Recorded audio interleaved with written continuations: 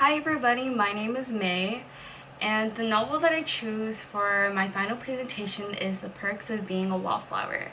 The Perks of Being a Wallflower is about 15-year-old Charlie who just entered high school, and he's known as a wallflower, or actually his friend later on calls him a wallflower, and that's how this title became Perks of Being a Wallflower. So it starts by Charlie writing letters to his anonymous friend. And through these letters, you see that it's him basically using it to cope and to vent on what he usually wouldn't tell other people, especially his family. And he later on grows relationships and friends with other people, but especially through these letters, you see how he is struggling or actually realizing that he does have mental illness, and also going through his traumas and also his death of his Aunt Helen. And the strengths and weaknesses of this book, I think the weakness is that it's only shown in a one person's point of view, Charlie's, and it's not like the Guernsey Literary Potato Peel Society where you get responses or other people are writing to him. It's more of him writing to a friend. And the strengths are, I really liked how it addresses the traumas and mental health, and also there's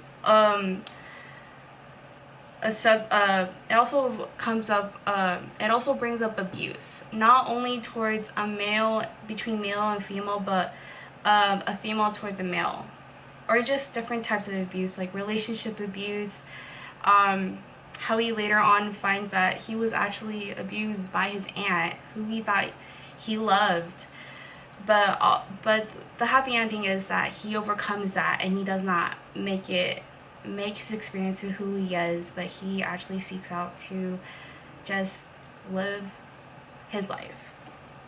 But also addresses toxic masculinity, and I think that's very important, especially to our society today.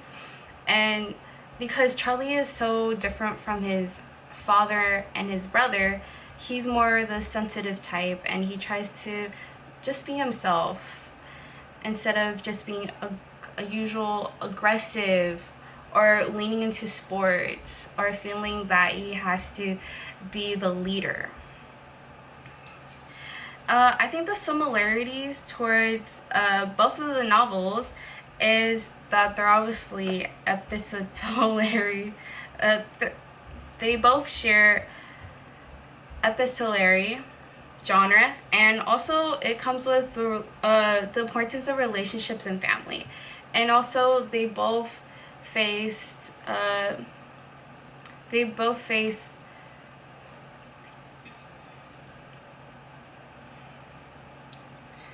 yes, their similarities are the importance of relationships and family, because later on as he goes through his struggles, he actually finds bonds between his friends, his family, and his teacher that he really looks up to. So the difference between the novels are the point of view, and again, it's just him, what he sees instead of what other people see.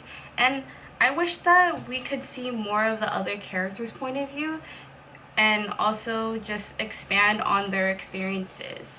But I also think it's good that it was from Charlie, because he, out of his siblings, is the youngest, and you don't really see that often, especially for me because I'm an older sister, and it's interesting to see a perspective from a younger sibling, and it made me give an understanding. And also, again, the difference is just the topics and themes, because it's totally different. Like for the society, it's more on about World War II, their experiences, just how they became a community, and also Julia being a career woman, finding someone that that respects her as her, and also her trying to be a writer, a serious writer. But then with Charlie, he's a young boy coming. It's mostly a coming of age story of him figuring out pretty much life and learning how to cope for him, and also learning about how you need to be assertive in relationships. And that's like one of the things he struggles is because he just one of the things he struggles with is learning how to be assertive, because usually he just he's a wallflower. He's just there and he listens, which is great, but some of his friends tell them that he needs to be assertive and actually says what he wants to say, because he usually doesn't. And that's why he uses the letters, because that's the way because the only way he feels that he can cope and vent and say anything or use his voice is through the letters. And for the letter I picked, I actually chose Charlie writing to Dossie. Dear Dossie, I think it's amazing how literature can unite people, especially for this society. I also read novels as a way to get away from life. My teacher Bill gives me extra books to read out of class, which actually built up to a close friendship and someone I look up to in my life. It also helped me establish a better bond with my mom. Wait, I'm gonna do that again.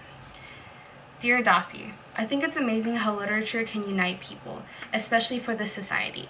I also read novels as a getaway from life. My teacher Bill gives me extra books to read outside of class, which actually resulted to having a close friendship with him, and he became someone I looked up to in my life. And also at Christmas, my mom gave me a novel too, which established a better bond with her.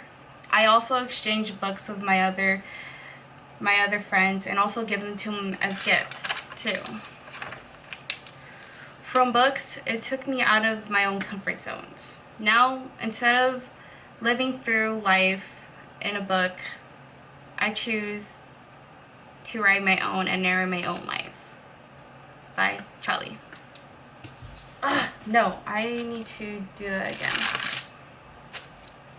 Dear Dossie, I think it's amazing how literature can unite people, especially for the Gertzy Literary Potato Peel Society. I also read novels as a getaway from life.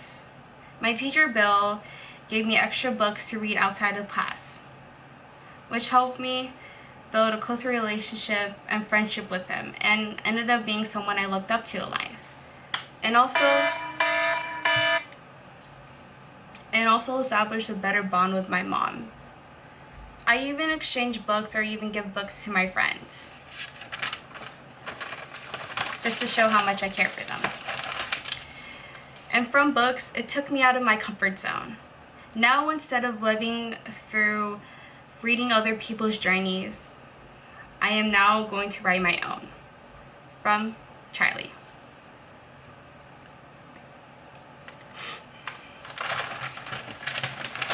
From Charlie. Thank you for watching my presentation.